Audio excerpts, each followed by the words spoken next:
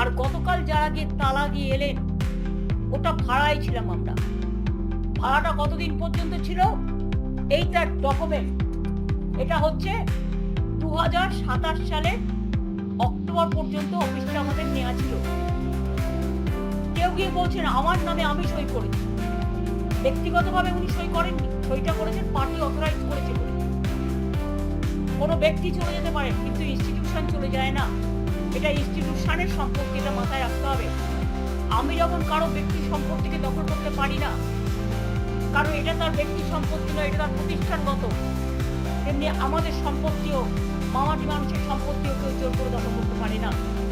আর যারা বলে বেড়াচ্ছেন টাকা পাননি, তারা দেখুন তো এই চেকগুলো প্রতি মাসে মাসে কারা দিয়েছে।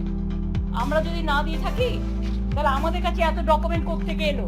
দেখুন দেখুন দেখুন, মেনটেনেন্স করি আমরা, প্রতি মাসে 1 লাখ টাকা করে ভাড়া দিয়ে আমরা থেকে, ইলেকট্রিসিটি বিল দিয়ে আমরা, কর্পোরেশনের যা যা লাগে দিয়ে আমরা। আর আপনারা গিয়ে সেন্ট্রাল কোর্টকে নিয়ে গিয়ে তালা দিয়ে দিচ্ছেন। একটা বাড়ির তালা দিতে পারবেন, কিন্তু মনে রাখবেন হৃদয়কে কখনো তালা দেওয়া যায় না, মানুষের হৃদয়কে। কাজেই প্রস্তুত থাকুন আগামী দিন ইন্ডিভিজুয়াল কারো বিরুদ্ধে। আমার কোনো রাগ, আমার কোনো ক্ষোভ নেই।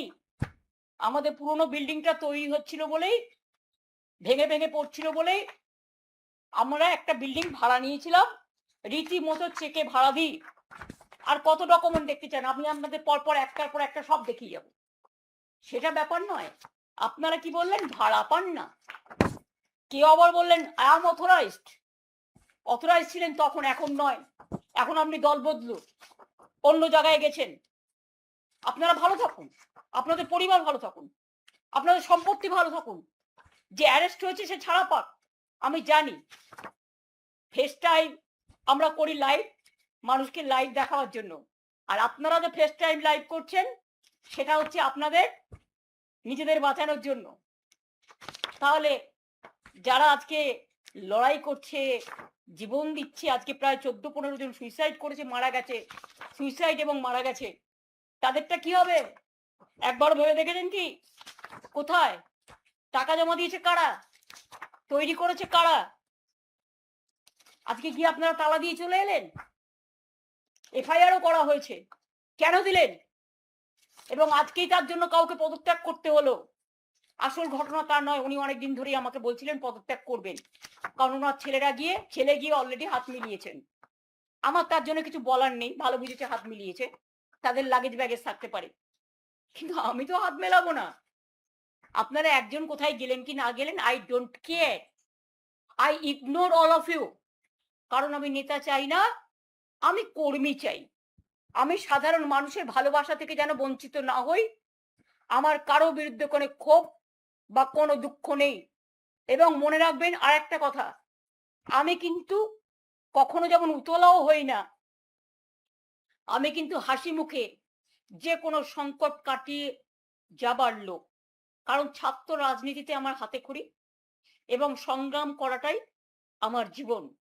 সংগ্রামী লগ্নই আমার জন্ম হয়েছে, তাই সংগ্রামী লগ্ন যতদিন থাকবো ততদিন মনে রাখবেন এই সংগ্রামী লগ্ন থেকেই লড়াইটা করব। কেউ কেউ আবার মৃত্যুও কামনা করছেন, শুনেছি। ফোন করে করে বলছেন কদিন আর বাঁচবে। আর আমি এখনো অনেক দিন বেঁচে আছি,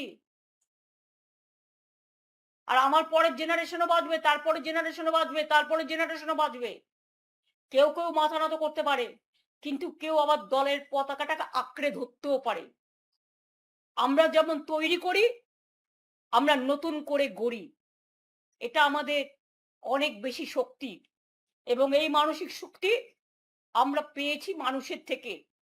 এই বাংলার মাটিতে দীর্ঘদিন ধরে, আমি ছোট্টবেলা থেকে আমার ছাত্র রাজনীতি থেকে রাজনীতি করি, বাংলার স্বার্থে কোনোদিন বাংলা ছেড়ে আমি যাইনি। রেল থেকে শুরু করে, বাংলা থেকে শুরু করে সবকিছু আমার করা, আমার মানে মানুষের করা। আপনাদের আশীর্বাদ দোয়া পেয়েছিলাম, শুভেচ্ছা পেয়েছিলাম বলেই করেছিলাম, আগামী দিনেও করব। বিশ্বাস রাখুন, ভরসা রাখুন। বাট এটুকু জেনে রাখুন, যারা আজকে দুর্দিনে আছেন তারাই তৃণমূল কংগ্রেসের সোনার খনি। আর আপনারা যারা বেইমানি করে লাগেজ ব্যাগেজ নিয়ে বিজেপির আশ্রয় জায়গা নিয়েছেন, প্লিজ দয়া করে আর যাই করুন, মানুষের সাথে বিশ্বাসযোগ্যতা, মানুষের সাথে বিশ্বাসঘাতকতা করবেন না। নিজেদের বিশ্বাসযোগ্যতা মানুষের কাছ থেকে হারাচ্ছেন। আপনারা এই সিম্বলে জিতে এসছেন, আর আজকে বিদ্রোহী। কিসের বিদ্রোহী?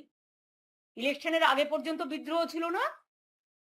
15 বছর আপনারা এমপি ছিলেন, এমএলএ ছিলেন, মিনিস্টার ছিলেন, সবটাই পেয়েছেন।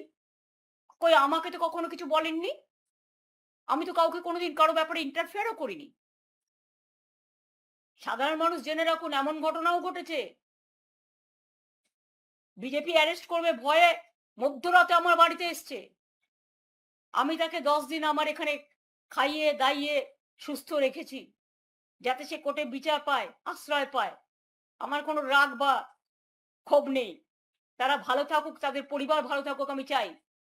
কিন্তু মনে রাখবেন, আমাদেরও একটা পরিবার আছে, স্বার্থপর পরিবার নয়।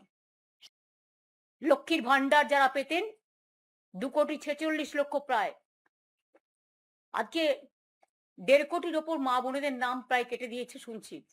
তারা হাহাকার করছেন।